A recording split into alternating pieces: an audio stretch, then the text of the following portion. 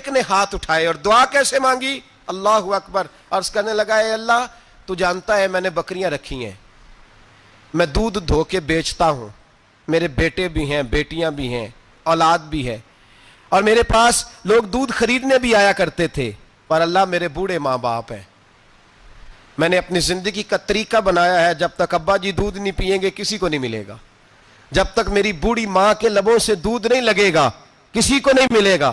اے اللہ وہ رات بھی تو جانتا ہوگا جب میں دیر سے آیا۔ یہ قرآن مجید کا 6واں پارہ ہے۔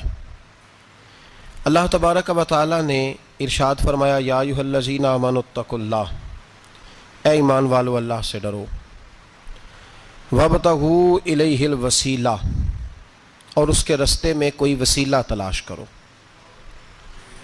اس کے رستے میں کوئی وسیلہ تلاش کرو، اور وسیلہ تلاش کرنے کے بعد کیا کرو؟ وجاہدوا فی سبیلہ، پھر اس کے رستے میں جد و جہد کرو، لعلکم تفلحون، اس امید پر کہ تم فلاح پا جاؤ۔ 3 باتیں اللہ تبارک و تعالی نے کامیابی کے لیے ارشاد فرمائی۔ پھر سنیے، سورۃ المائدہ ہے، آیت نمبر 35 ہے، 6واں پارہ ہے۔ فرمایا اے ایمان والو اللہ سے ڈرو، ایک بات، اس کے رستے میں وسیلہ تلاش کرو، 2 باتیں، پھر تیسرے نمبر پہ ارشاد فرمایا اب جد و جہد کرو، اب کوشش کرو اللہ کے رستے میں۔ ہوگا کیا کہ اللہ تمہیں کامیابی عطا فرمائے گا، تم فلاح پا جاؤ گے۔ وسیلہ اللہ تبارک و تعالیٰ کے قرب کو حاصل کرنے کے ذریعے کے نام کو کہتے ہیں۔ ایسی چیز جو اللہ کے قریب کر دے، اللہ کی رحمت کے قریب کر دے، اسے وسیلہ کہا جاتا ہے۔ ہر نیک عمل اللہ کے رستے میں وسیلہ ہے۔ نماز بھی وسیلہ ہے، رشتہ داروں سے اچھا سلوک کرنا بھی وسیلہ ہے، صلہ رحمی کرنا بھی وسیلہ ہے، صدقات و خیرات کرنا بھی وسیلہ ہے، سچ بولنا بھی وسیلہ ہے، اللہ تبارک و تعالیٰ کی رضا والا ہر کام کرنا وسیلہ ہے، فرض بھی وسیلہ ہے، نفل بھی وسیلہ ہے۔ اگر اعمال اللہ کی بارگاہ میں وسیلہ ہیں تو اللہ کے اولیاء بھی اللہ کی طرف وسیلہ ہیں، اہل بیت بھی وسیلہ ہیں، صحابہ بھی وسیلہ ہیں، اور رب کریم کی بارگاہ میں سب سے بڑا وسیلہ رسول پاک کی ذات والا صفات ہے۔ سب سے بڑا وسیلہ حضور کی ذات، سب سے بڑا وسیلہ ہے، سب سے بڑا وسیلہ اللہ تبارک و تعالیٰ کے محبوب کی ذات ہے۔ یاد رکھیے گا، مظفر وارسی کہا کرتے تھے کہ چلے نہ ایمان 2 قدم بھی اگر تیرا ہم سفر نہ ٹھہرے۔ یا رسول اللہ اگر آپ کو ساتھ نہ لوں تو میرے ایمان کی گاڑی 2 قدم بھی نہیں چل سکتی۔ اور حضور قبر حشر آخرت تو وسیلہ علیحدہ چیز ہے نا، میں تو زندگی کے شب و روز گزارنے کے لیے آپ کا محتاج ہوں۔ نبی پاک بھی وسیلہ ہیں، نیک اعمال بھی وسیلہ ہیں۔ 2-3 قسم کے گروہ پیدا ہو گئے ہیں امت مسلمہ میں۔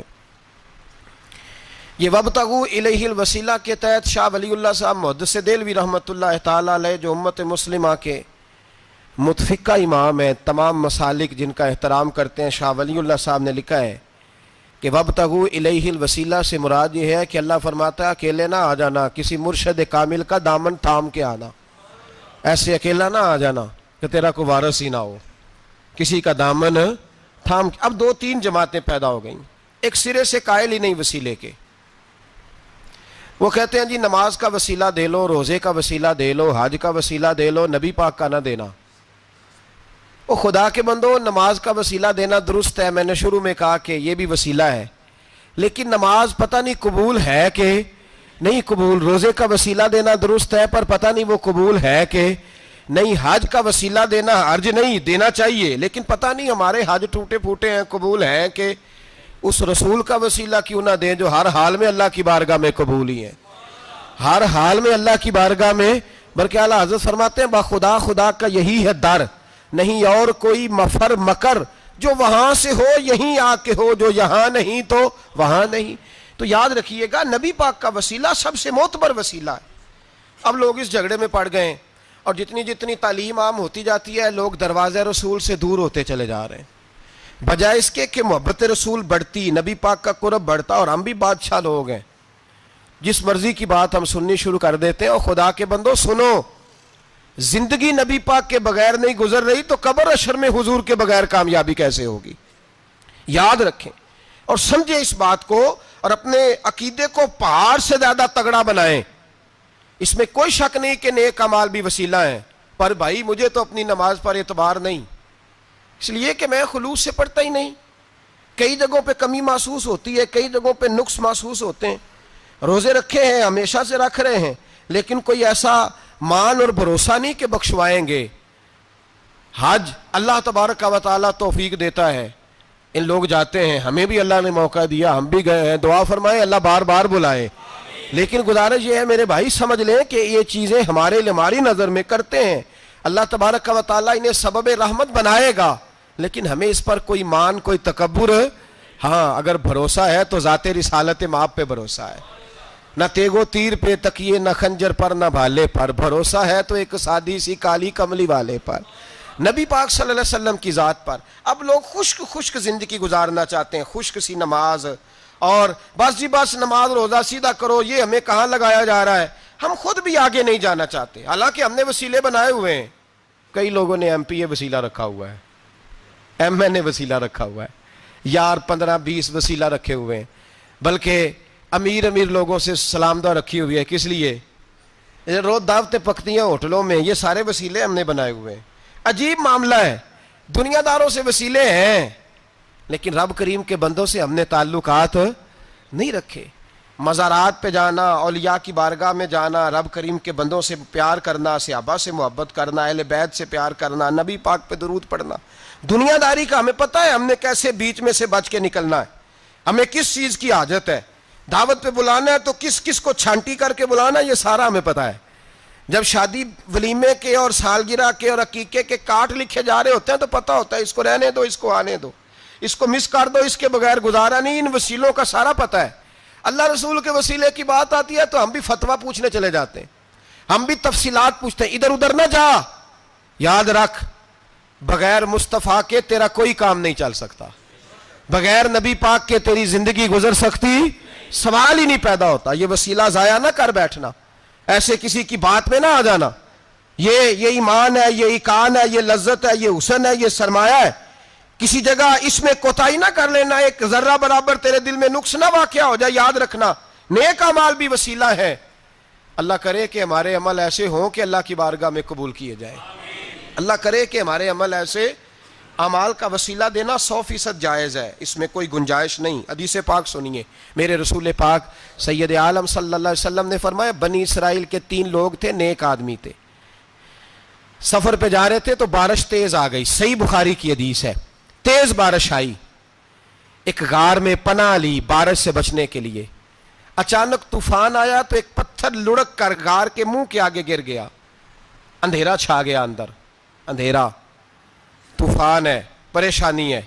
میرے حبیب پاک علیہ السلام فرماتے ہیں جب اندھیرا دم گھٹنے لگا، اندھیرا ہونے لگا، پریشان ہونے لگے، ایک بولا، کہنے لگا اگر زندگی میں کوئی نیک کام کیا ہے تو اس کو یاد کر کے دعا مانگو، اللہ کرے ہم سے کوئی نیک کام ہو جائے۔ جو ہوتے ہیں اس میں بھی ریاکاری ہوتی ہے، اس میں بھی ملاوٹ ہوتی ہے، کوئی نیک کیا ہے تو دعا مانگ لو۔ ایک نے ہاتھ اٹھائے اور دعا کیسے مانگی؟ اللہ اکبر، عرض کرنے لگا اے اللہ تو جانتا ہے میں نے بکریاں رکھی ہیں، میں دودھ دھو کے بیچتا ہوں، میرے بیٹے بھی ہیں، بیٹیاں بھی ہیں، اولاد بھی ہے، اور میرے پاس لوگ دودھ خریدنے بھی آیا کرتے تھے، پر اللہ میرے بوڑھے ماں باپ ہیں، میں نے اپنی زندگی کا طریقہ بنایا ہے جب تک ابا جی دودھ نہیں پئیں گے کسی کو نہیں ملے گا، جب تک میری بوڑھی ماں کے لبوں سے دودھ نہیں لگے گا کسی کو نہیں ملے گا۔ اے اللہ وہ رات بھی تو جانتا ہوگا جب میں دیر سے آیا، دودھ دھویا تو ماں باپ سو چکے تھے، عرش کے مالک تو بھولا نہیں کرتا، تو بھولنے سے پاک ہے، میرے رب میں دودھ کا پیالہ لے کے ساری رات کھڑا رہا ماں باپ کے سرانے، نہ میں نے دودھ بیچا نہ میں نے بچوں کو دیا، آدھی رات کے بعد ان کی آنکھ کھلی، انہوں نے دودھ پیا، اے اللہ میری اماں بھی مجھ سے بڑی راضی ہوئی، میرا باپ بھی بڑا راضی ہوا، مالک اگر وہ عمل واقعی تجھے قبول ہے تو اس مصیبت سے نجات دے دے۔ میرے نبی پاک علیہ السلام فرماتے اس نے یہ وسیلہ دے کے دعا مانگی تو اللہ نے پتھر سرکا دیا، پہلے روشنی نہیں آ رہی تھی اب روشنی آنی شروع ہو گئی۔ پتہ چلا جو زندگی میں روشنی چاہتا ہے وہ ماں باپ کی نوکری کرے، جو زندگی میں روشنی چاہتا ہے وہ ماں باپ کی بلے شاہ تو آسمانی اڈ دیاں پھڑنا ہے، اور جڑا گھر بیٹھا انہوں پڑھیا ہی نہیں، ان کی نوکری کرو روشنی ملے گی۔ دوسرا بولا، اس نے کہا اے اللہ تجھے پتہ ہے میں نے کئی لوگ مزدوری پہ رکھے ہوئے ہیں، ایک شخص مزدوری کرتا تھا تو کچھ کلو کچھ سیر چاول کچھ چاول اس کی مزدوری بنے، مثال دے کے سمجھاتا ہوں، 10,000 کے چاول اس کی مزدوری بن گئے۔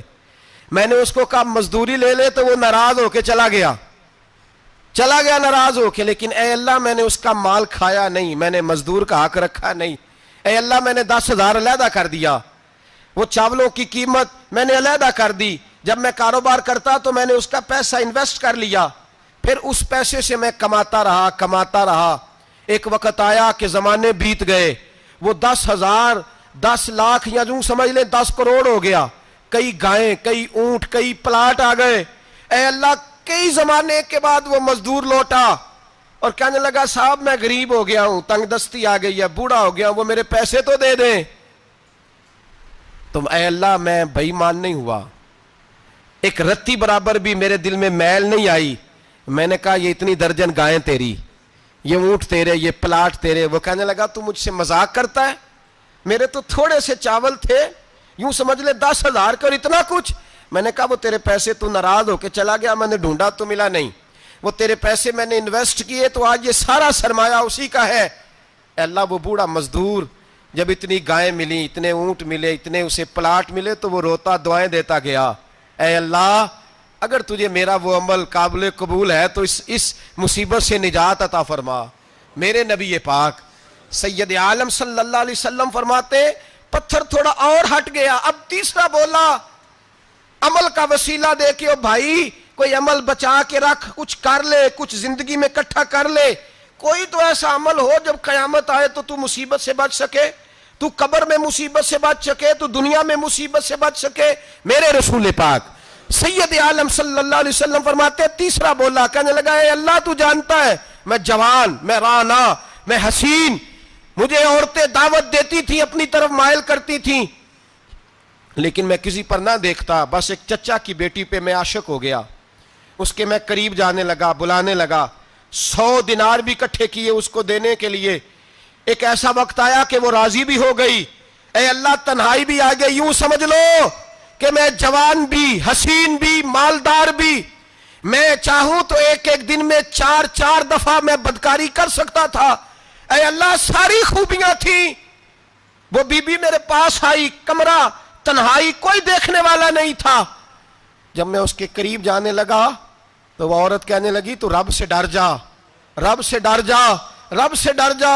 اے اللہ طاقت بھی، جوانی بھی، حسن بھی، مال بھی، میں سب کچھ کر سکتا تھا پر تیری لیے، اور اگر مسلمان ہوگا تو کہے گا اے اللہ تیرے رسول کے لیے، اے اللہ مدینے والے چاند کی بات مان کے، اے اللہ آمینہ کے معصوم کی بات مان کے، اے اللہ جناب فاطمہ الزہرا کے ابا کی بات مان کے میں نے اپنے نفس کی خواہش کو کچلا، اور کچل کر کے میں نے وہ گناہ نہیں کیا، اس کو آزاد کر دیا۔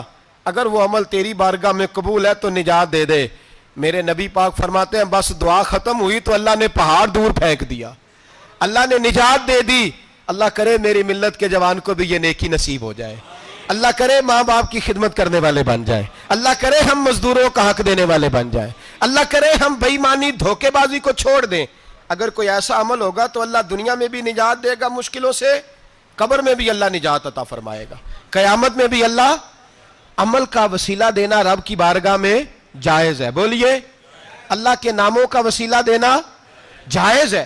کوئی بھی عبادت اگر خلوص کے ساتھ کی جائے، میرے نبی پاک نے فرمایا فرض نماز پڑھ کے تو جو دعا بھی مانگے گا رب تیری قبول فرما لے گا، فرض نماز پڑھ کے جو دعا بھی مانگے گا اللہ تیری، اس کا مطلب ہے اعمال کی برکت سے اللہ دعائیں قبول کرتا ہے، اللہ دعائیں قبول، بس پھر وہی دعا کرتا ہوں اللہ ہمیں خلوص والے عمل کی توفیق عطا فرما۔ اچھا اگر یہ والا وسیلہ جائز ہے تو بتائیے نبی پاک کا وسیلہ جائز نہیں؟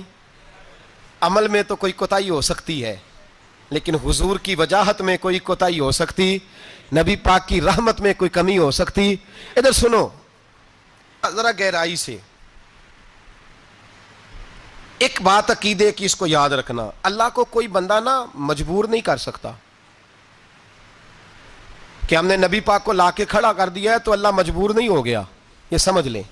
اللہ مجبور، ایک مجبور ہوتا ہے، ایک پیار ہوتا ہے، ان دونوں چیزوں میں اللہ کو اپنے رسول سے پیار ہے۔ نبی پاک فرماتے ہیں میں دعا کرنے گیا، اے اللہ میری امت پہ قحط نہ آئے، اللہ نے فرمایا حبیب نہیں آئے گا۔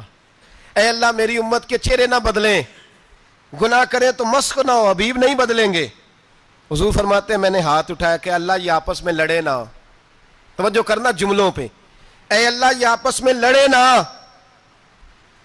اللہ یہ بھی کہہ سکتا تھا حبیب یہ نہیں قبول کرنی دعا، اللہ بے نیاز ہے نا، چاہے قبول کرے اور چاہے، توجہ کرو غور کرو بات پہ، اللہ چاہے تو قبول کرے چاہے تو، اے اللہ میری امت لڑے نہ، تو یہ نہیں فرمایا حبیب قبول نہیں کرتا، کہا محبوب یہ دعا مجھ سے مانگ ہی نہ، اے حبیب تو دعا مانگ، تو مانگے میں قبول نہ کروں یہ ہو نہیں سکتا، اس طرح کر یہ دعا مجھ سے۔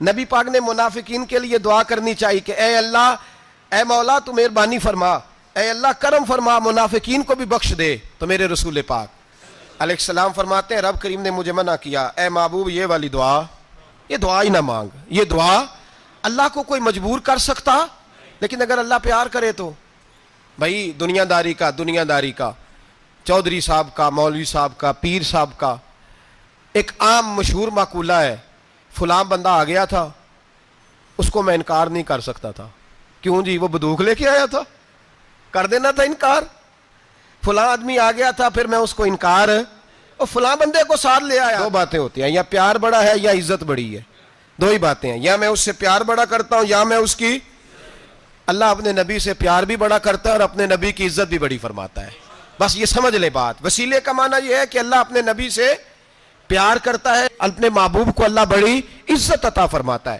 نبی پاک سید عالم صلی اللہ علیہ وسلم کے وسیلے کا یہ حال تھا کہ صحابہ ہر کام کے لیے دروازہ رسول پہ پہنچ جاتے، پیاس لگی تو حضور کے پاس، بھوک لگی تو نبی پاک کے پاس، حضرت ابو ہریرہ کو حافظہ چاہیے تو نبی پاک کے پاس، کسی کو اولاد کی ضرورت ہے تو وہ رسول پاک کے پاس، کسی کو طاقت کی ضرورت ہے تو وہ بھی نبی پاک کے پاس، ہر آدمی جاتا تھا، انہیں پتا تھا دیتا خدا ہی ہے پر وسیلہ مصطفیٰ دیتا ہے صلی اللہ علیہ، اور حضور نے فرمایا انما انا قاسم، بخاری مسلم ہے، فرمایا میں تو بانٹنے والا ہوں، میں قاسم ہوں، واللہ یؤتی، ہاں عطا کرنے والا اللہ ہے، میں قاسم ہوں اور دینے والا اللہ ہے۔ صحابہ ہمیشہ نبی پاک کے واسطے سے دعا مانگتے، انہیں پتا تھا اگر تیرے واسطے سے مانگوں تو کوئی دعا بے اثر نہ ٹھہرے۔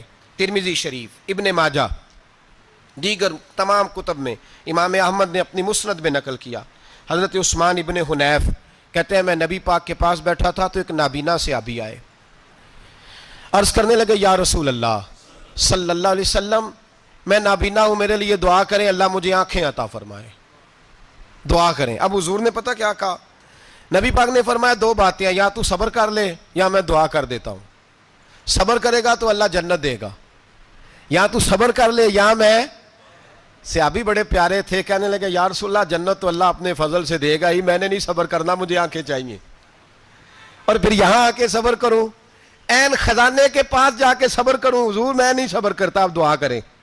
تو نبی پاک نے دعا سکھائی، فرمایا 2 نفل پڑھ جا کے اور 2 نفل پڑھ کے میرے وسیلے سے دعا کر، کیا کر، اللہ سے کہہ کہ اے اللہ میں تیرے پاس تیرے رسول کا وسیلہ لے کے آیا ہوں، اور پھر کہنا یا محمد انی توجہت علیک، کہنا ہے محمد صلی اللہ علیہ وسلم میں آپ کے وسیلے سے اللہ کی بارگاہ میں حاضر ہوں، اور پھر اللہ سے کہنا کہ اے اللہ تو اپنے نبی کی سفارش میرے حق میں قبول فرما۔ کون سکھا رہا ہے؟ بولیے کس کو؟ بولیے، کہا جا میرے وسیلے سے جا کے دعا کر۔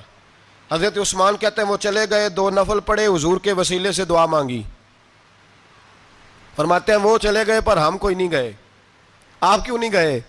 تو صحابہ کا نظریہ بتاتا ہے کہ وہ گئے اس لیے نہیں کہ ہم حضور کا معجزہ دیکھ کے جائیں گے، کہتے ہیں ہم گئے نہیں، تھوڑی دیر گزری تو وہ صحابی جو اندھے گئے تھے جب واپس آئے ہیں تو اللہ نے انہیں آنکھیں عطا فرما دی، گئے تھے تو نابینا تھے، آئے تو بینا ہے۔ میرے نبی پاک صلی اللہ علیہ وسلم کا توسل، حضور کا وسیلہ خود حضور نے سکھایا ہے، خود نبی پاک نے اور صحابہ کرام علیہم رضوان اس مزاج پر پورے عامل تھے. حضرت عمر فاروق صحابہ میں ایک دانشور شخصیت کا نام ہے، علم کے لحاظ سے، عمل کے لحاظ سے، بصیرت کے لحاظ سے، تقوی کے لحاظ سے ایک بڑی انفرادی اور منفرد شخصیت ہے. حضرت عمر کے زمانے میں قحط پڑ گیا، بارش نہیں ہوتی، حالات بڑے دگرگوں ہیں، پریشانی ہے. لوگ سیدنا فاروق اعظم سے پوچھتے ہیں حضور اب کیا بنے گا؟ جو میں نے پہلے حدیث آپ کی خدمت میں عرض کی وہ ترمذی اور ابن ماجہ سے. اب جو حضرت عمر کی روایت عرض کر رہا ہوں یہ صحیح بخاری میں موجود ہے. حضرت عمر فاروق رضی اللہ تعالیٰ عنہ کا زمانہ مبارکہ، قلت آ گئی، قحط آ گیا، بارش شدید ہے، صحابہ پریشان ہے. جناب عمر فاروق رضی اللہ تعالیٰ عنہ سے کہتے ہیں حضور کرنا کیا ہے؟ حضرت عمر پہلے تو خاموش رہے، پھر حضور کے چچا جناب عباس کو بلایا، کوئی بات نہیں کی. جناب عباس کا بازو پکڑا اور کھلے میدان میں لے گئے. حضرت عمر دعا کرتے ہیں اور پوری امت کو دعا کا طریقہ بتلاتے ہیں. حضرت عمر کہتے ہیں اگر قبول کرانی ہے تو یہ طریقہ اختیار کرو، اگر اللہ کی بارگاہ میں دعاؤں کو مستجاب کرانا ہے تو یہ رنگ ہے جو امت مسلمہ کو میں سکھا رہا ہوں. حضرت عمر نے جناب سیدنا عباس رضی اللہ تعالیٰ عنہ کو کھڑا کیا سامنے اور دعا فرمائی، اللہم انا نتوسل الیک بنبیک، اے اللہ ہم تیری بارگاہ میں تیرے نبی کے وسیلے سے دعا کرتے ہیں، فتسقینا، ہمیں بارش عطا فرما. ہمیں کس کے وسیلے سے؟ حضور. اور پھر کہا اللہم انا نتوسلک بام نبیک، اے اللہ ہم نے اپنے نبی کے چچا کے وسیلے سے بارش عطا فرما. اے اللہ ہمیں اپنے رسول کے چچا کے وسیلے سے، حضرت عباس کے وسیلے سے بارش دے. صحابہ کہتے ہیں جب ہم گئے تھے دعا مانگنے تو خشک سالی تھی، اور جب گھروں کو آ رہے تھے تو ہمارے کپڑے بارش سے بھیگ چکے تھے. اللہ نے بارش عطا کس کے وسیلے سے؟ حضرت عباس. اچھا یہ بات یہاں قابل غور ہے، حضرت عمر کے وسیلے سے بھی دعا ہو سکتی ہے، دعا سیدنا عمر فاروق کے وسیلے سے بھی. لیکن حضرت عمر رضی اللہ تعالیٰ عنہ نے نبی پاک کے چچا، چونکہ حضرت عباس جب آیا کرتے تھے تو حضور کھڑے ہو کے استقبال فرماتے تھے آپ کو دیکھتا ہوں تو مجھے اپنے والد کی یاد آتی ہے. حضرت سیدنا عمر نے بتلایا کہ میں اس کو لے کے جا رہا ہوں جو نبی پاک کے زیادہ قریب ہے، جو حضور کے زیادہ قریب ہے، ان کے وسیلے سے دعا فرمائی. امت کو کیا درس دیا؟ فرمایا جو بھی حضور کے قریب ہو اس کے وسیلے سے دعا کرو، اللہ تمہیں آسانیاں نصیب فرمائے گا. اب ہمارا حال یہ ہے، انتشار ہے، اختلاف شک کی شک ہے، پریشانی. واضح حدیثیں موجود ہیں. میں آج ایک صاحب کو پڑھ رہا تھا، پتہ نہیں لوگ کیوں پریشانی کا شکار ہیں، کیوں لوگ اس آزمائش کا شکار ہیں. کہتے ہیں جی وسیلہ نہیں دینا چاہیے، سیدھا نیک عمل کرو. او میرے بھائی، میں نے کہا کہ اللہ کسی وسیلے کا محتاج، اللہ محتاج نہیں، لیکن اس کی عادت ہے وہ وسیلے کو پسند فرماتا ہے. باریک بات مشکل ہوتی ہے لیکن موٹی بات تو سمجھ میں آنی چاہیے نا. کوئی شخص ایسا ہے جسے اللہ نے بغیر ماں باپ کے وسیلے کے پیدا کر دیا ہو، حالانکہ اللہ پیدا کرنے پہ قادر حضرت آدم کو کیا ہے نا، حضرت حوا کو، جناب عیسیٰ علیہ السلام کو بغیر باپ کے پیدا. لیکن یہ اس کی عادت، وہ جب پیدا کرتا ہے تو ماں باپ کے وسیلے سے پیدا کرتا ہے، پھر جب روزی دیتا ہے تو پھر بھی کسی نہ کسی، کیا اس نے حکم دے دیا ہے؟ روزی کون دیتا ہے؟ تو اللہ کا یہ حکم ہے کہ کنڈی لگا کے اندر پنکھا چلا کے سوئے رہو، روزی پہنچ جائے گی. کہتا اٹھ، کوئی سبب پیدا کر، باہر نکل، محنت کر، وسیلہ بنا. جو آدمی کہتا ہے جی میں کپڑے سی بھی خود لیتا ہوں، استری بھی کر لیتا ہوں، دھو بھی لیتا ہوں، اس سے سوال یہ ہے کہ بنا بھی لیتے ہو؟ اس کا مطلب ہے اللہ نے بندوں کو بندوں کا محتاج، بندوں کے لیے بندوں کا وسیلہ اللہ نے رکھا ہے. ہماری یہ موٹی سی بات بھی عقل میں نہیں آتی، موٹی سی بات بھی. کہتا جی نہیں ڈائریکٹ، او خدا کے بندے تھوڑا غور کر، دیتا اللہ ہی ہے اور دے گا بھی اللہ ہی. لیکن جو ذرائع، جو وسیلے، جو سبب اللہ نے ہمارے لیے مقرر کیے ہیں، ہم اس سبب کا انکار کر سکتے؟ شفا کون دیتا ہے؟ دوائی لینے کس کے پاس جاتے ہو؟ تو آپ اس طرح کریں نا، چپ کر کے گھر بیٹھیں، تسبیح پڑھیں، یا شافی الامراض، یا شافی الامراض، او شفا دینے والے، او شفا دینے والے. سارا دن جی وظیفہ پڑھیں، شفا کون دے گا؟ تو وظیفہ پڑھو چپ کر کے، دوائی لینے کیوں گئے ہو؟ لیکن اللہ کے حبیب کا ہی فرمان ہے کہ بیمار ہو جاؤ تو دوائی بھی کھاؤ، پرہیز بھی کرو. یہ سارے فرمان ہمیں بتاتے ہیں کہ وسیلہ لینا، وسیلہ دینا، یہ تو اللہ تبارک و تعالیٰ کا طریقہ مبارکہ ہے. لوگ اتنی سی بات کو نہیں سمجھتے، اور قرآن نے واضح طور پہ کہہ دیا وَابْتَغُوا إِلَيْهِ الْوَسِيلَةَ، اور سورہ بقرہ گھر جا کے کھولنا، آیت نمبر 99، 80 اور 99 آیت پڑھنا۔ کفار نے، یہودیوں نے نبی پاک کی علامتیں پڑھ لی تھی تورات، زبور اور انجیل میں۔ اللہ کا قرآن کہتا ہے وَكَانُوا مِن قَبْلُ يَسْتَفْتِحُونَ عَلَى الَّذِينَ كَفَرُوا، فرمایا جب میرے نبی نہیں آئے تھے تو یہ یہودی میرے رسول کے وسیلے سے اللہ سے فتح مانگا کرتے تھے، اور جب یہ رسول کا وسیلہ دیتے تھے تو اللہ انہیں فتح عطا فرماتا تھا۔ امام حاکم نے مستدرک میں لکھا ہے، اور امام حاکم انہی شرطوں پر حدیثیں بیان کرتے ہیں جن شرطوں پر امام بخاری اور مسلم بیان کرتے ہیں۔ امام حاکم کہتے ہیں کہ نبی پاک صلی اللہ تعالی علیہ وآلہ وسلم کے وسیلے سے ہر چیز اللہ عطا کرتا ہے۔ جناب آدم علیہ السلام زمین پہ تشریف لائے تو 300 سال نگاہ اٹھا کے آسمان کی طرف نہیں دیکھا، شرم آتی ہے مجھ سے غلطی ہو گئی، اور پھر روتے رہے 300 سال۔ پھر اللہ فرماتے فَتَلَقَّى آدَمُ مِن رَبِّهِ کلمات، پھر اللہ نے جناب آدم کو کچھ کلمے سکھائے جس کی برکت سے توبہ قبول کی۔ وہ کلمے کیا تھے؟ امام حاکم فرماتے ہیں وہ کلمے یہ تھے کہ جناب آدم کے دل میں اللہ نے ایک دن بات ڈالی، خود بات ڈالی اللہ نے دل میں۔ حضرت آدم کہنے لگے اے اللہ، جب میں نے آنکھ کھولی تھی تو جنت کے دروازے پہ میں نے لکھا ہوا دیکھا تھا لا الہ الا اللہ محمد الرسول اللہ صلی اللہ علیہ، جنت کے ہر پتے پر، درخت پر میں نے لکھا دیکھا تھا لا الہ الا اللہ محمد الرسول اللہ۔ تو جناب آدم کہنے لگے اے اللہ، وہ جو رسول جن کا نام تو نے جگہ جگہ لکھا ہے ان کے وسیلے سے ہی میری توبہ قبول فرما۔ تو رب کریم نے فرمایا اچھا حبیب کی بات کرتے ہو، چلو آدم فتاب علیہ انہ هو التواب الرحیم، جا میں نے تیری توبہ قبول کی، میں ہوئی بڑا مہربان، میں ہوئی بڑی توبہ قبول کرنے والا۔ شیخ سعدی فرمایا کرتے تھے اگر تیرے باپ کی توبہ، جناب آدم کی توبہ مصطفیٰ کے وسیلے سے قبول ہوتی ہے، تو کیوں انکاری ہو گیا ہے؟ تو کیوں انکاری ہو گیا؟ کیوں نہیں حضور کا وسیلہ مانگتا؟ لوگ بڑی ڈھٹائی سے انکار کرتے ہیں، بڑی دلیری سے انکار کرتے ہیں۔ او خدا کے بندو، یہ وسیلہ تو بڑا ضروری ہے، یہ وسیلہ تو بڑا قیمتی ہے۔ میرے نبی پاک صلی اللہ تعالی علیہ وآلہ وسلم نے خود یہ وسیلہ سکھایا۔ صحابہ اس کے قائل تھے۔ حضرت عائشہ صدیقہ کے پاس لوگ آئے، آ کے عرض کیا اے اماں جی بارش نہیں ہوتی، قحط پڑ گیا ہے۔ اس بات کو نا ذرا دل کی گہرائیوں سے سننا۔ مسجد نبوی ہے، مسجد نبوی کے ساتھ ادھر دیکھیے گا ذرا، یہ مسجد ہے، مسجد کے ساتھ حضور کی قبر ہے، ساتھ حضرت عائشہ کا حجرہ ہے، پہلے حضرت عائشہ پھر حضور کا روزہ، پھر آگے بولتے جائیے آگے کیا ہے؟ چاہیے تھا نا سیدھے مسجد جاتے۔ حضرت عائشہ کے پاس آئے، توجہ کرنا میری بات، کہ اماں جی بارش نہیں ہوتی کیا کریں؟ اماں جی نے مسجد نہیں بھیجا، کہنے لگی اس طرح کرو حضور کے دروازے پہ جاؤ، اور جا کے نا نبی پاک جہاں دفن ہے وہاں تھوڑی سی نا جو حضور کے سر والی جگہ ہے نا قبر پہ، وہ چھت تھوڑی سی کھول دو، چھت کھول دو۔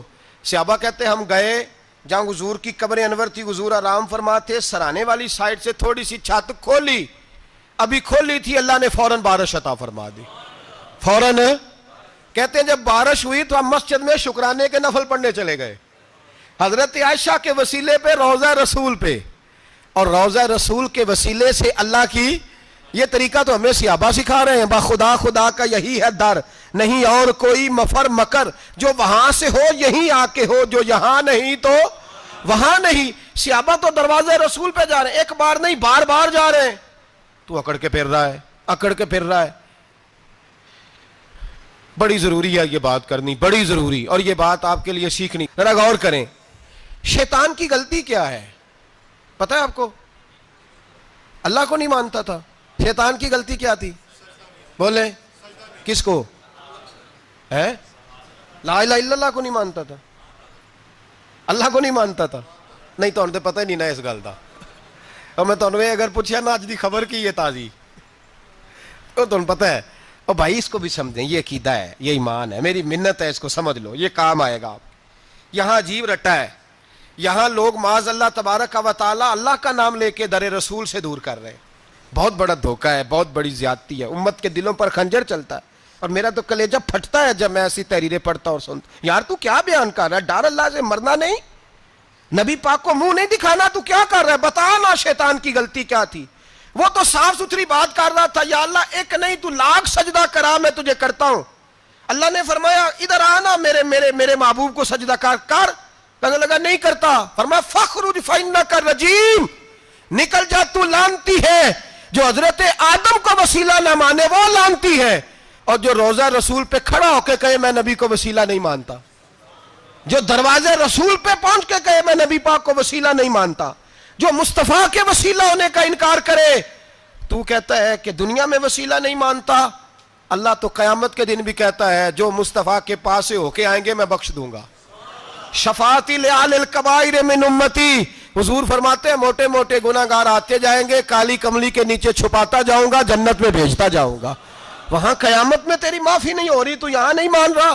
بریلی کے امام فرماتے ہیں آج لے ان کی پناہ، آج مدد مانگ ان سے، کل نہ مانیں گے قیامت میں اگر۔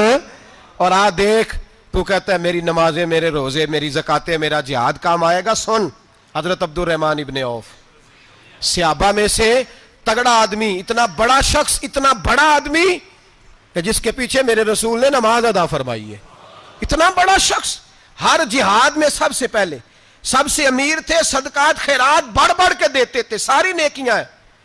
ایک بی بی نبی پاک کے لیے قمیض بنا کے لائی، ایک حدیث یہ ہے، یہ بخاری مسلم ہے، ایک حدیث یہ ہے کہ چادر بنا کے لائی، چادر بنا کے لائی، بڑے اچھے نگار نکالے، دروازہ رسول پہ آئی، حضور میری قبول کر لیں۔ نبی پاک نے چادر اوڑھی، اگرچہ ان کا نام شارحین نے لکھا ہے، صحیح حدیث میں صرف ایک صحابی کے لفظ ہے۔ شارحین کہتے ہیں کہ وہ عبد الرحمن ابن عوف تھے، چلو یار کوئی اور بھی تھے تو صحابی تو تھے نا، صحابی سے زیادہ تو نیک عمل ہم نہیں نہ کر سکتے۔ وہ صحابی تھے یا حضرت عبد الرحمن ابن عوف تھے، آئے، آ کے کہنے لگے یا رسول اللہ بڑی پیاری لگ رہی ہے آپ کو چادر۔ حضور بنانے والے نے تو بڑی بنائی تھی، پر جب آپ پہ آئی ہے پھر تو نور نالا نور ہی ہو گئی ہے۔ حضور بڑی پیاری، کیا بات ہے، کیا حضور کیا بات ہے، والضحیٰ واللیل اذا سجا، حبیب کیا بات ہے۔ حضور نے فرمایا تجھے اچھی لگ رہی ہے؟ کہا حضور بڑی اچھی لگ رہی ہے، قربان جاؤں، کون دیتا ہے دینے کو منہ چاہیے، دینے والا ہے سچا ہمارا نبی۔ حضور نے فوراً چادر اتاری، کہا عبد الرحمن لے لو، دے کے حضور چلے گئے۔ صحابہ گرد کٹھے ہوئے، محفل کا رنگ ہی بدل گیا۔ تھوڑی دیر پہلے مسکراہٹ تھی، ایک صحابی غصے سے بولے، کہنے لگے عبد الرحمن یار تو تگڑا بندہ ہے، تو چاہے تو ابھی باہر جا کے 100 چادر اس طرح کی خریدے، حضور تو کسی کی قبول ہی نہیں کرتے، بڑی مشکل سے کسی کی چیز لیتے ہیں، غریب کا خیال رکھتے ہیں، حضور نے قبول کر لی تھی تو عجیب آدمی ہے، تو نے مانگ لی، یہ خیال نہیں آیا۔ پہلے مسکراہٹیں تھیں جب حضور اور جناب عبد الرحمن، اب سنجیدگی آئی، اب سنجیدگی کے فوراً بعد جب صحابی نے سوال کیا تو محفل میں آنسو آ گئے۔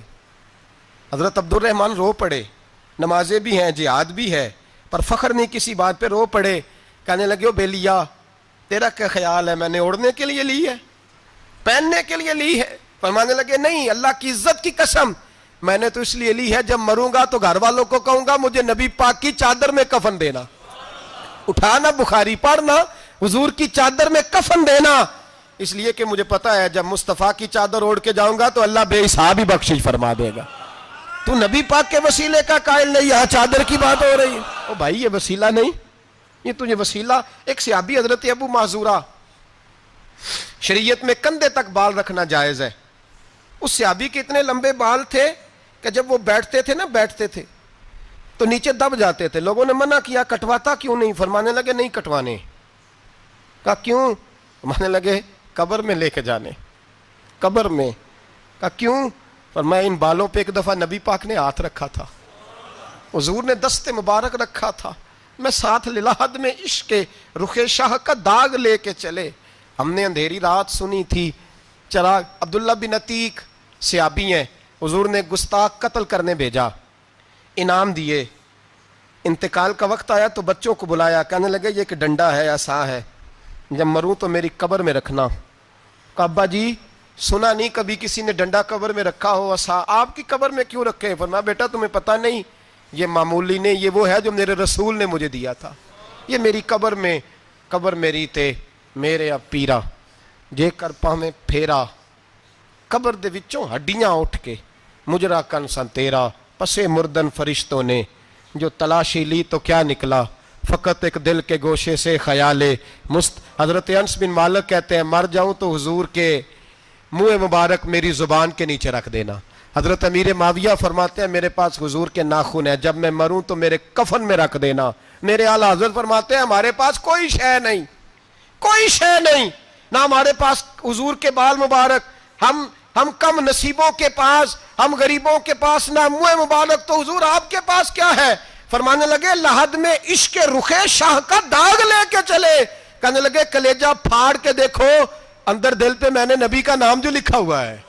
لحد میں عشق رخ شاہ کا داغ لے کے چلے، ہم نے اندھیری رات سنی تھی چراغ لے کے چلے۔ حضور کا، نبی پاک صلی اللہ علیہ وسلم کا وسیلہ جو ہے، اس موضوع پر ہی بولتے جانے کو دل کر رہا ہے، لیکن اس عنوان کو ختم بھی کرنا ہے۔ ایک ہے حضور کا وسیلہ، ایک ہے اولیاء کا وسیلہ۔ یہ بات بھی 2-4 منٹ میں سمجھ لیں۔ صحیح بخاری مسلم میں میرے نبی پاک نے فرمایا ہے، حضور فرماتے ہیں لوگ جہاد کرنے جائیں گے، ایک زمانہ آئے گا میرے بعد لوگ جہاد کریں گے، پوچھا جائے گا تم میں کوئی صحابی ہے؟ کہا جائے گا ہے، تو نبی پاک فرماتے ہیں صحابی کی وجہ سے اللہ فتح عطا فرما دے گا۔ گویا ولی کا وسیلہ دینا۔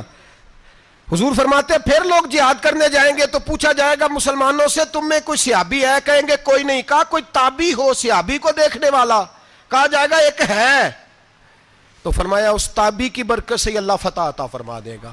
نبی پاک فرماتے ہیں بخاری مسلم کے لفظ ہے، پھر پوچھا جائے گا لوگ جہاد کرنے جائیں گے کوئی صحابی ہے؟ کوئی نہیں۔ کوئی تابعی ہو؟ کوئی نہیں۔ کوئی صحابی کو دیکھنے والے کو دیکھنے والا تبع تابعی ہو؟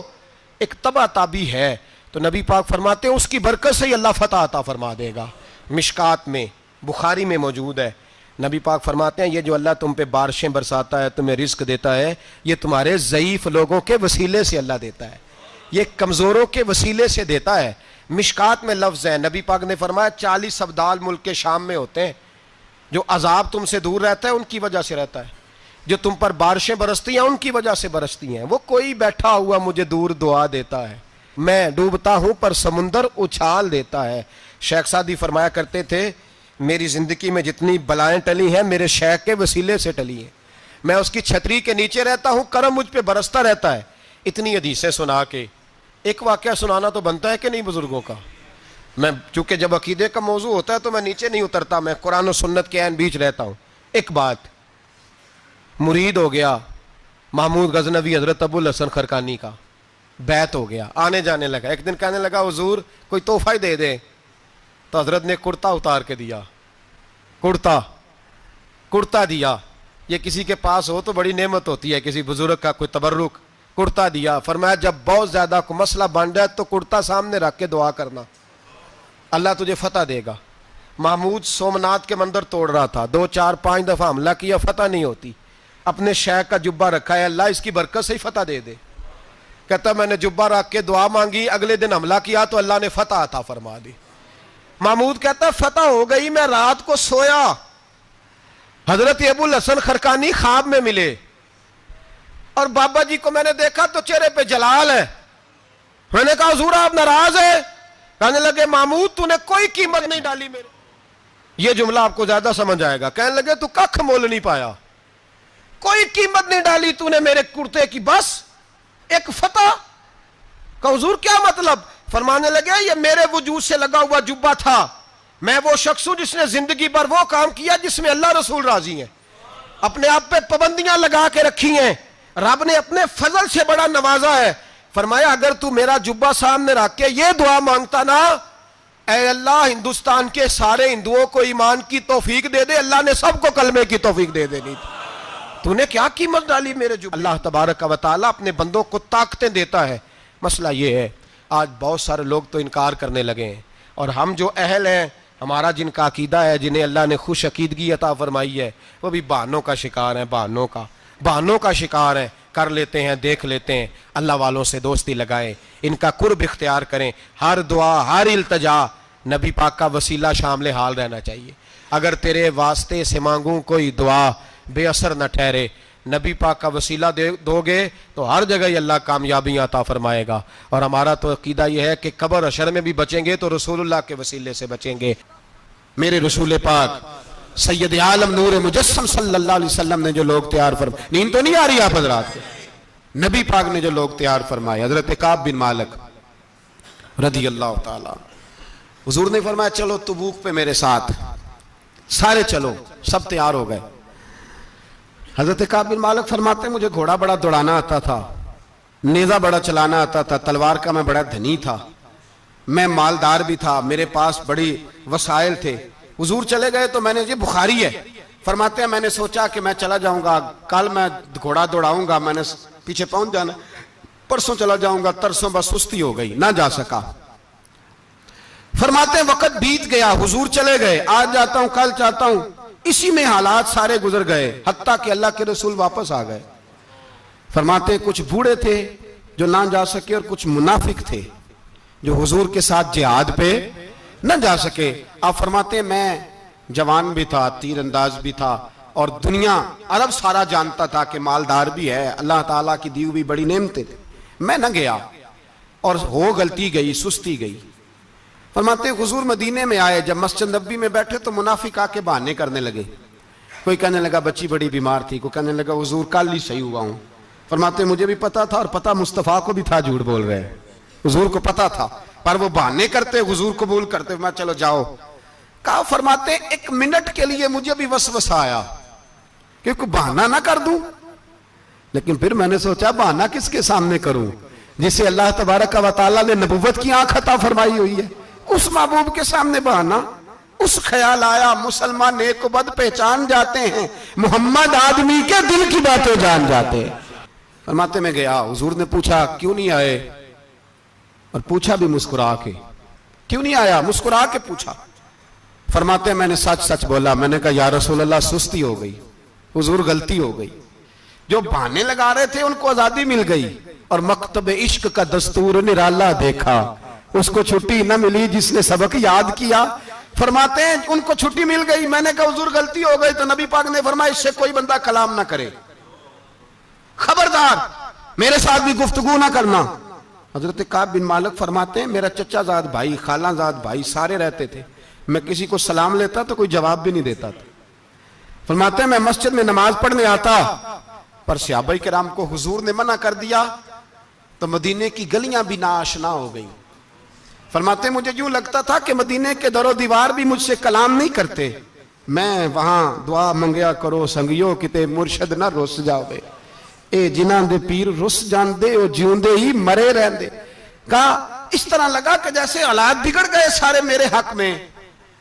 آپ فرماتے ہیں میں مسجد میں آ کے بیٹھتا تو جب مجھے پتا تھا میں جب آنکھیں ادھر کرتا تو حضور مجھے دیکھتے، اور جب میں نبی پاک کو دیکھتا تو حضور چہرہ پھیر لیتے۔ بول پڑے خواجہ غلام فرید صاحب، کہنے لگے میں ویکھاں تے میرا یار نہ ویکھے، جے میں نام ویکھاں تے او ویکھے، ایڈے نصیب کتھوں تتڑی دے او میرے وچ ویکھن دے ویکھے، غلام فریدہ او بوے یار دے مریے پامیں ویکھے یا نہ ویکھے۔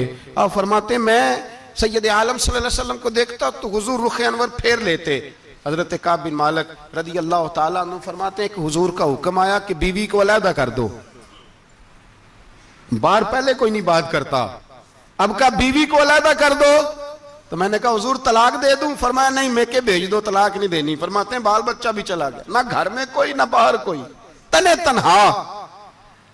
آپ فرماتے ہیں زمانہ جانتا تھا، عرب کے صوبوں میں بات پھیل گئی کہ کعب بن مالک جیسا سردار، مالدار، گھوڑ سوار، تیر انداز، نیزہ باز، اتنا بڑا سیانہ سنجیدہ آدمی جدا کر دیا نبی پاک نے۔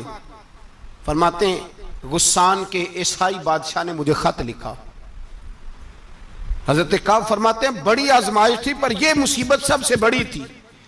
غسان کے عیسائی بادشاہ نے خط لکھا، اس کا آدمی مجھے ڈھونڈتا پھرتا مدینے میں، میں ملا تو خط اس نے مجھے دیا۔ خط میں یہ نہیں لکھا تھا کہ کافر ہو جاؤ معاذ اللہ، یہ نہیں لکھا تھا عیسائی ہو جاؤ، اس نے خط میں لکھا کہ کعب ہم نے سنا ہے تمہارے نبی نے تمہیں چھوڑ دیا، ناراض ہو گئے، تم تو اس قابل تھے کہ صوبے کے گورنر بنائے جاتے، تم تو بڑے عہدے کے قابل تھے، تمہاری تو شہرت ہے سارے علاقوں میں، تم آ جاؤ ہمارے پاس، ہم تمہیں بہت بڑا عہدہ دے دیں گے۔ حضرت کعب بن مالک فرماتے ہیں اب میری چیخیں نکلی، اب میں تڑپ کے رویا، میں نے وہ اس کا خط پکڑا اور جلتے ہوئے تنور میں ڈالا، اور مسجد نبی میں سر سجدے میں رکھ کے میں نے کہا اے اللہ میرا ایمان اتنا ہی مشکوک ہو گیا ہے کہ کافر کہتے ہیں میں ان کے ساتھ مل جاؤں گا۔ اے اللہ میرا ایمان اتنا مشکوک، کافر سمجھنے لگے ہیں کہ میں مسلمانوں کو چھوڑ کے ان سے اتحاد کروں گا۔ یہاں لوگ کہتے ہیں ہم نے پریشر کے لیے ان کو ساتھ ملایا، ہم نے پریشر کے لیے کافر سے سمجھوتا کرو گے؟ اپنے بھائی پر ظلم کرنے کے لیے بے ایمانوں کے ساتھ دوستی کرو گے؟ حضرت کعب بن مالک فرماتے ہیں میں نے تندور میں ڈالا، میں تڑپ کے رویا، میں نے کہا اے اللہ میرا اتنا امتحان نہ لے کہ کافر سوچنے لگے کہ میں اسے سمجھوتا کروں گا، اے اللہ مہربانی فرما، اتنا امتحان نہ لے۔ روتے روتے گھر گیا، سحری تک روتا رہا۔ ایک آدمی دوڑا آیا، کہنے لگا کعب جلدی چل، حضرت جبریل آ گئے ہیں، اللہ نے تیری توبہ قبول فرما لی ہے، رسول پاک نے تجھے یاد فرمایا ہے، چل آ جا۔ حضرت کعب بن مالک فرماتے ہیں میں قدموں میں گرا اور میں نے کہا محبوبہ میرا سارا ہی مال لے لے، حضور میری ساری صلاحیتیں لے لیں، رکھ لیں سارا کچھ، مجھے وہ مال نہیں چاہیے جو آپ کے دروازے سے دور کر دے، حضور وہ دولتیں میرے کس کام کی جو آپ کے دروازے سے دور کر دے، بے نور بے چراغ جو محفل ہو پھونک دو، اعظم بلا سے اپنی وہ ہستی ہی کیوں نہ ہو، جو چیز اس کی راہ میں حائل ہو پھونک دو۔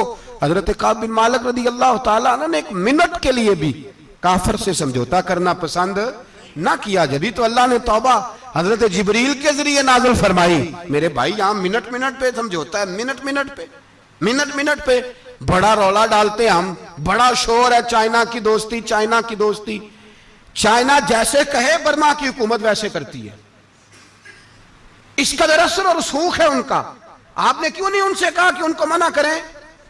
میں چائنا کی بات نہیں چھیڑنا چاہتا، ورنہ میں اس پر بھی کچھ باتیں عرض کروں کہ وہ جو آپ کے ساتھ ان کی دوستی ہے اس کا پس منظر کیا ہے۔ یہ تو چائنا میں بسنے والوں سے پوچھو نا، جہاں مسجد بنانا بڑا مشکل ہے، جہاں نماز پڑھنا روزہ رکھنا بڑا مشکل ہے، کاہے کی دوستی، کس طرح کی دوستی؟ قرآن مجید نے بیان کر دیا کافر تم سے راضی نہیں ہو سکتا حتی تتبع ملتہم، جب تک تم ان کے دین کی پیروی نہ کرو، اتنی دیر کافر راضی ہو سکتا تو مسلمان کیسے راضی ہو جاتا ہے؟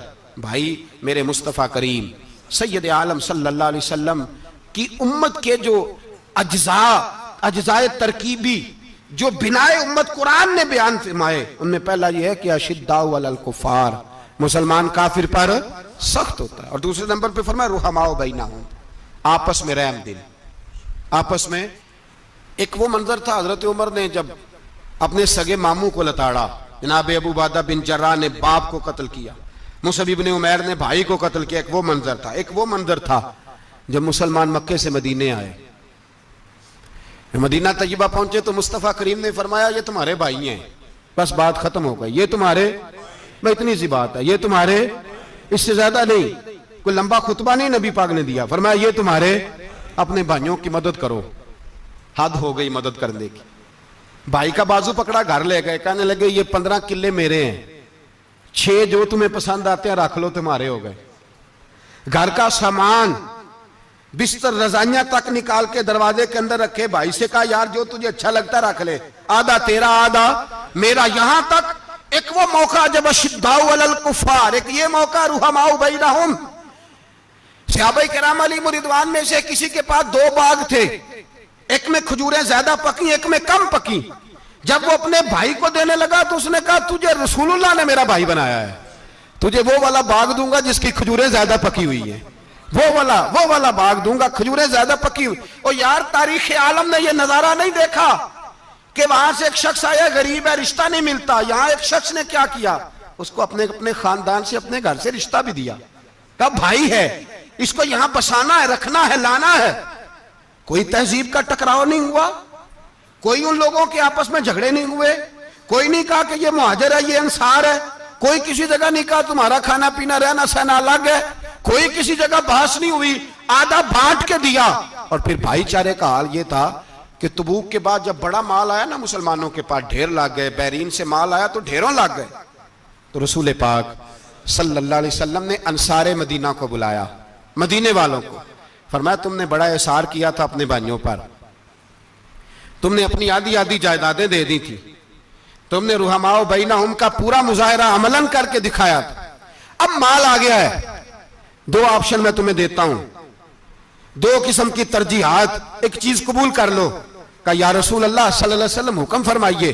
فرمایا یہاں تو جو مال تم نے اپنے مہاجر بھائیوں کو دیا ہے وہ واپس لے لو, وہ تم واپس لے لو, اور یہ جو مال آیا یہ میں ان میں بانٹ دیتا ہوں.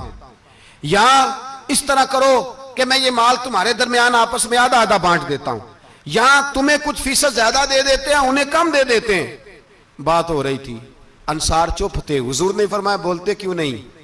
پتہ محبوب کو بھی ہے کہ یہ بولیں گے تو مجھے بھی ٹھنڈ پڑے گی اور قیامت تک ساری امت کو سکون ملے گا.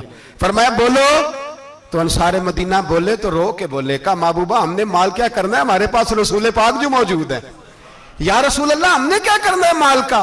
حضور جو اب آیا یہ بھی سارا انہیں دے دے, جو ہم نے دیا تھا انہیں وہ بھی ان کے پاس رہنے دیں, اور یا رسول اللہ جو بعد میں آئے وہ بھی انہیں دے دیں. ہماری شرط یہ ہے کہ ہمارے درمیان اللہ کے رسول موجود رہنے چاہیے, محبوب ہمارے درمیان رہیں. مال و دولت کی ہمیں ضرورت ہے, یہ رحماء بینہم میں آپس میں بانٹ کے ہر چیز اپنے بھائیوں کو دے دی. حضرت عمر عیسائی بادشاہ ٹائم مانگتا تو کہتا ہے کوئی ٹائم نہیں, چل دوڑ جا. ملک شام جاتے ہیں, جب فتح ہوتے ہیں حضرت سعد بن ابی وقاص بلاتے ہیں, شام جاتے ہیں تو حضرت عمر کہتے ہیں شام آئے ہیں یار, سب سے پہلا کام یہ کر بلال کا تو پتہ کر. یہاں سنا ہے بلال حبشی کا مکان بھی کہیں نیڑے نیڑے ہے, پتہ تو کر. حضرت بلال حبشی حضرت سیدنا سعد کہنے لگے حضور بلا نہ لیں. فرمایا نہیں, وہ مصطفیٰ کا غلام ہے تو میرا تو امام ہے, میں گھر ملنے جاؤں گا. گھر رحماء بینہم, کالے رنگ کے حبشی غلام سیدنا بلال حبشی کو ملنے گھر گئے, اور جناب عمر جا کے بیٹھک میں انتظار کرنے لگے, گویا ڈرائنگ روم میں بیٹھے انتظار ہونے لگا. جناب سیدنا بلال آئے تو حضرت عمر اٹھ کے کھڑے ہوئے. ملک شام کے لوگوں نے یہ منظر عجیب دیکھا کہ جناب عمر فاروق ایک حبشی کے لیے کھڑے ہوئے, اور جب کھڑے ہوئے تو حضرت بلال کہنے لگے عمر بیٹھ جاؤ, یہ کیا کر رہے ہو؟ تو حضرت سیدنا عمر رو پڑے, کہنے لگے بلال تو حبشی پہلے تھا, جب سے رسول اللہ کا غلام بنا ہے ساری امت کا امام بن گیا, ساری امت کا تو امام بن گیا ہے جب سے تو نبی پاک صلی اللہ تعالی علیہ وسلم کا غلام بن. بھائی یاد رکھے جب اشداء علی الکفار کی بات تھی تو اپنے سگے قتل ہو گئے, اور جب رحماء بینہم کی بات تھی تو پھر یہ نہیں دیکھا یہ حبشی ہے. توجہ ہے میری بات پر؟ جاگ رہے نا آپ لوگ؟ ادھر دیکھیں, پھر یہ نہیں دیکھا کہ یہ حبشی ہے, یہ رومی ہے, یہ کون ہے, پھر یہ دیکھا کہ یہ رسول اللہ کا غلام ہے صلی اللہ ہو. ہمارے ہاں تو نفرتیں پھیل گئی ہیں, او بس کرو جی بنگالیوں سے جان چھڑاؤ, او بس کرو جی فلانے سے, او بس کر یار, رہن سہن اپنا اپنا ہوتا ہے, لیکن مسلمان جس طرح کا بھی ہو اس کے ساتھ نفرت کرنے کی اجازت نہیں ہے. پہلی بات اشداء علی الکفار, دوسری بات رحماء بین. اب تیسری بات ہے تراہم رکعا سجدا یبتغون فضلا من اللہ ورضوانا. میں نے جو شروع میں بات کی تھی نا کہ اگر خانہ کعبہ میں 40-50 لاکھ حاجی مل کے دعائی مانگ لیتا مل کے تو کمال ہو جاتا. حضرت ابو بکر صدیق رضی اللہ تعالیٰ عنہ سے کسی نے پوچھا تھا بدر میں فتح کیسے ہوئی؟ اب بھی مسلمان کہتے ہیں نہیں جی کیسے لڑیں گے جی, ہمیں اپنا بڑا مسئلہ ہے. یہ کمزور لوگوں کی باتیں, کمزور جو خدا والے ہوتے ہیں ان کی یہ سوچ نہیں ہوتی. یہ آرزو کرم اور میں آپ سے کروں, یہ بھیک اس کو جیتیے جس کا خدا نہ ہو. یہ کمزور لوگ ہیں جو کہتے ہیں نہیں کیسے ہوگا, کس طرح ہوگا, جن کو پتا ہو کہ ہماری غیبی طاقت ہے ہماری. حضرت ابو بکر صدیق رضی اللہ تعالیٰ پوچھا جناب بدر میں کیسے جیت گئے؟ تلواریں زیادہ تھی, نیزے زیادہ تھے, یا آپ کو جاسوسی زیادہ تھی, پتہ زیادہ تھا کہ یوں قابو آئیں گے کافر؟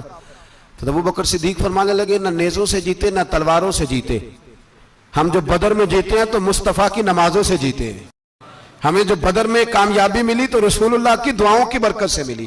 فرمانے لگے کافر ساری رات شرابیں پیتے رہے, ساری رات وہ نعت گانے میں مصروف رہے, اور میں حضور کے خیمے میں موجود تھا, نبی پاک ساری رات نماز پڑھتے رہے, ساری رات حضور نماز پڑھتے رہے, ساری رات اللہ سے دعا کرتے رہے. فرمایا صبح جو کامیابی ملی تو یہ مصطفیٰ کی نمازوں کی برکت سے ملی. ایک بزرگ کی میں بات سن رہا تھا, وہ کہہ رہے تھے اب نمازیں عبادتیں ریاضتیں بعد میں کرنا, پہلے جہاد کرو. کہہ رہے تھے اب نکل کر خانقاہوں سے ادا کا رسم شبیری, عبادتیں ریاضتیں تلاوتیں درود بعد میں ہوگا, پہلے جہاد. تو میں نے کہا صاحب عبادتیں تلاوتیں درود ہو کہاں رہا ہے, پہلے وہ جگہ تو بتائیں. خانقاہوں پہ تو عرس ہو رہا ہے, سال کے بعد ڈھول لگ رہا ہے. وہ جو زمانہ تھا نا کہ خانقاہ شریف پہ شام تک قرآن مجید ختم ہوگا، فجر کے بعد 50,000 درود پڑھا جائے گا، وہاں لوگ آئے ہیں تو وہاں ذکر کرتے کرتے لوگ اس قدر مست ہوئے کہ انہیں ہوش ہی نہیں کہاں کہ کہاں گئے، وہ تو دور ختم ہو گیا۔ اب کہاں ہے خانقاہ میں؟ اب تو نظر نیاز رہ گئی، ختم شریف رہ گیا، عرس پاک رہ گیا، باقی تو معاملہ ختم ہے۔ وہ کہاں گیا معاملہ سارا؟ بھائی دعائیں التجائیں، شہاب الدین غوری سے پوچھا جناب فتح کیسے ہوئی؟ کہنے لگے خواجہ معین الدین اجمیری کی دعاؤں کی برکت سے۔ فرماتے ہیں بابا دعا مانگتا تھا، ہم جہاد کرتے تھے، اللہ کامیابی دے دیتا تھا۔ بھائی وہ عبادت، وہ ریاضت، وہ مسلمان جو رات کو اپنے رب کو منا لیا کرتا تھا، وہ اپنی عبادت کے زور پر اللہ تبارک و تعالیٰ کی بارگاہ میں آہو زاری، حضور نے فرمایا الدعاء صلاح المومن، دعا مومن کا ہتھیار ہے۔ دعا مومن کا، بول کے بتانا ہے، دعا مومن کا۔ فرمایا مومن یہ ہتھیار چلا سکتا ہے، یہ ہتھیار کافر کے پاس موجود ہے۔ حضرت زید بن حارثہ رضی اللہ تعالیٰ عنہ کو نہ پکڑ کے کچھ کافر ان کو پکڑ کے لے گئے تو ایک درخت کے ساتھ باندھ لیا، کہنے لگے تمہیں قتل کریں گے، حضور کے صحابی ہیں رضی اللہ تعالیٰ۔ جب کافر آپ کو قتل کرنے لگا نا تو انہوں نے درخت کے ساتھ اچھی طریقے سے ٹانگیں باندھ لی، ہاتھ باندھ لیے، گردن باندھ لی، کہنے لگا بلا اپنے رب کو۔ تو حضرت زید رضی اللہ تعالیٰ عنہ فرمانے لگے میں تو شہید ہونے کو تیار تھا، لیکن تو نے آزمانے کا پروگرام بنایا تو ٹھیک ہے، میں پھر بلانے لگا ہوں اپنے رب کی مدد کو، اے اللہ مدد فرما۔ اس نے اتنی دیر میں تلوار نیام سے نکال لی، اے اللہ مدد فرما۔ اس نے جب تک دونوں ہاتھوں میں تلوار سونت لی، اے اللہ مدد فرما۔ جب تیسری بار آپ نے یہ کہا تو اس نے تلوار اٹھائی، کہا اللہ مدد فرما۔ حضرت زید رضی اللہ تعالیٰ عنہ کہتے ہیں جب چوتھی بار میری زبان سے لفظ نکلے، کافر کے ہاتھ میں تلوار تھی پر گردن بھی اس کی کٹ کے نیچے گر گئی، کہ گردن کٹ کے اسی وقت نیچے گری۔ مجھے کسی نے کھولا، نہ مارنے والا نظر آیا، نہ گردن کاٹنے والا نظر آیا، نہ مجھے کھولنے والا۔ تو میں نے کہا آنے والے تو بتا تو سوئی تو کون ہے؟ تو کہنے لگے میں جبریل امین ہوں، میں جبریل امین ہوں، میں جبریل، مجھے دشمنوں نہ چھیڑو، میرا ہے کوئی جہاں میں، مجھے دشمنوں نہ چھیڑو، میرا ہے کوئی جہاں میں ابھی پکار لوں گا، نہیں دور ہے مدینہ۔ کہا جب تو نے، حضرت جبریل کہنے لگے جب تو نے پہلی دفعہ کہا نا اللہ مدد فرما تو میں سدرۃ المنتہا پہ تھا، مجھے حکم ہوا جبریل دیر نہ کرنا۔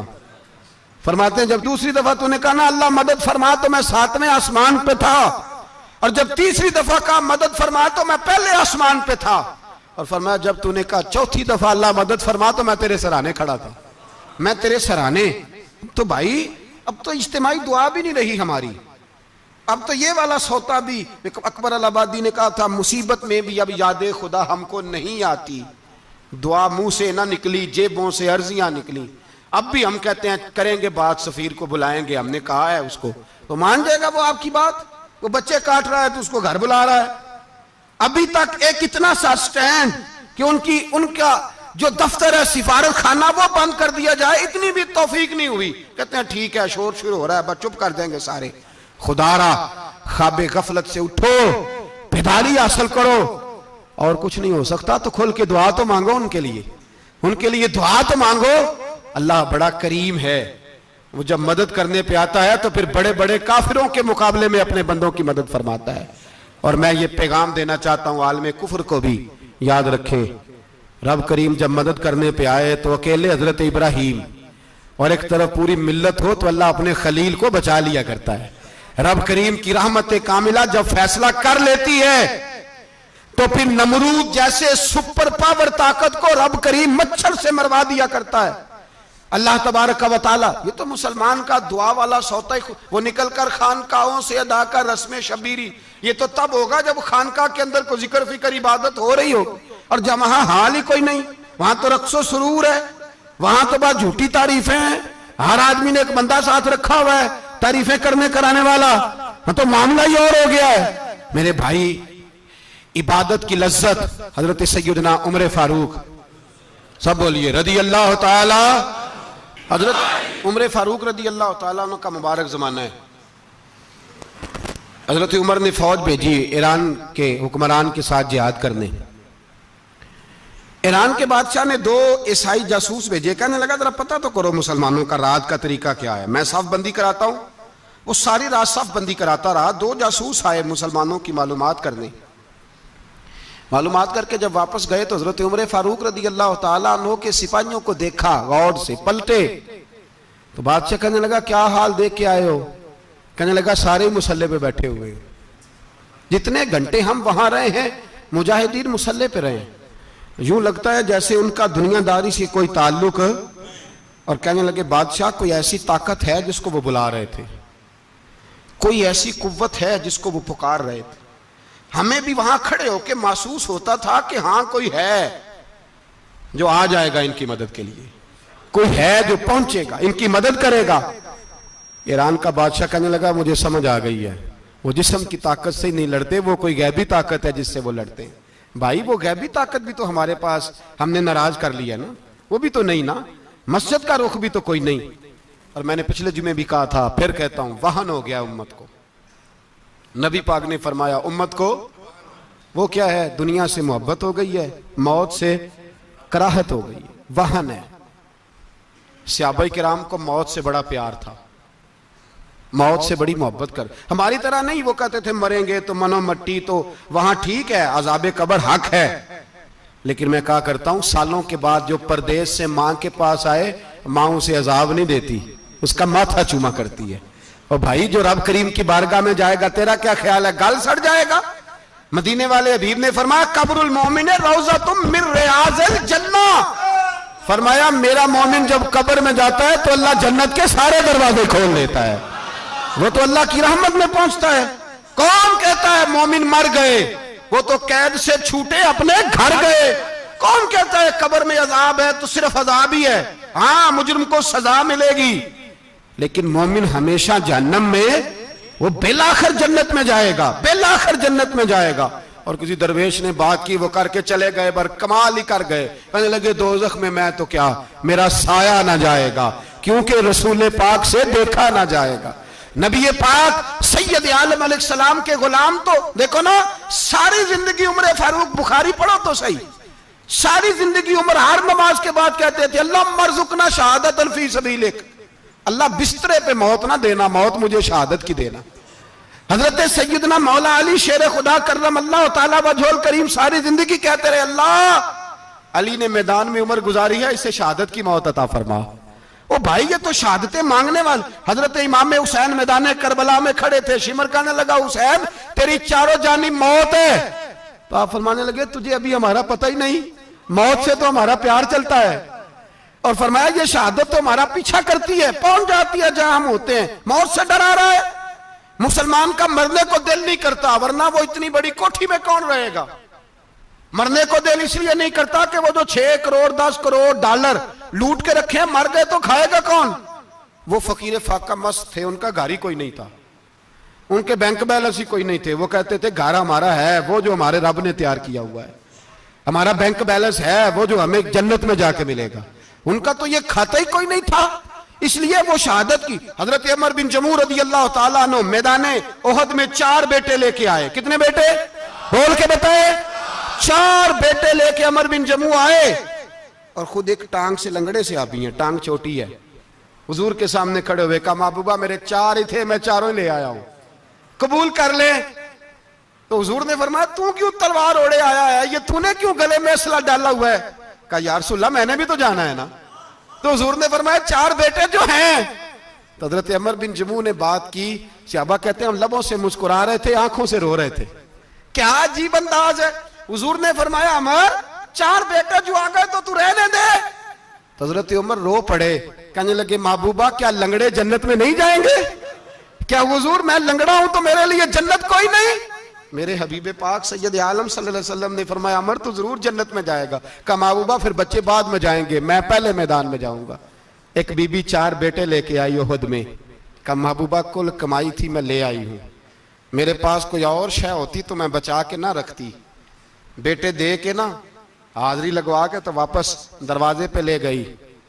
تو حضرت سیدنا عبداللہ ابن عمر فرماتے ہیں بی بی بول رہی تھی تو میرا جذبہ جہاد بڑھ رہا تھا، اپنے بیٹوں کو کہنے لگی میں تمہیں حضور کے پاس چھوڑ کے جا رہی ہوں، جب تم میدان میں گرو گے تو میں تمہیں دیکھنے آؤں گی، دیکھنا تمہاری پشت پہ کوئی زخم نظر نہ آئے، جتنے تیر کھانے ہوئے سینے پہ کھانا، جتنے تلواروں کے نیزوں کے زخم برداشت کرنے ہوئے یہاں کھانا، پشت پہ زخم نظر نہ آئے۔ حضرت عبداللہ ابن عمر فرماتے ہو بی بی کی گفتگو میرا جذبہ جہاد بڑھا رہی تھی۔ ایک بی بی 3 سال کا 4 سال کا بیٹا لیے رو رہی ہے، احد کا دن ہے، سہیلیاں پوچھتی ہیں تو کیوں روتی ہے؟